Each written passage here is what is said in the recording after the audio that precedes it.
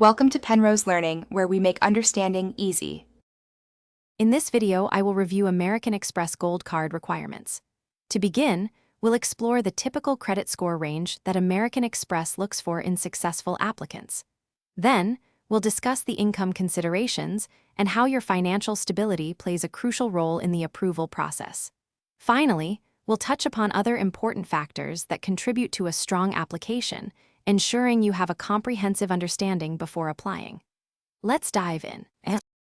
When considering the American Express Gold Card, your credit score is a primary factor. Most approved applicants have a FICO score of 690 or higher, indicating responsible credit management. Beyond the score itself, American Express evaluates your credit history for consistent on-time payments and a low utilization rate.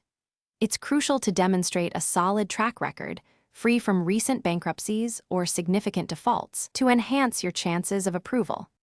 While American Express doesn't publish a specific minimum income requirement for the Gold Card, your overall financial stability is key. They want to see consistent income, whether from employment, self-employment, or other reliable sources.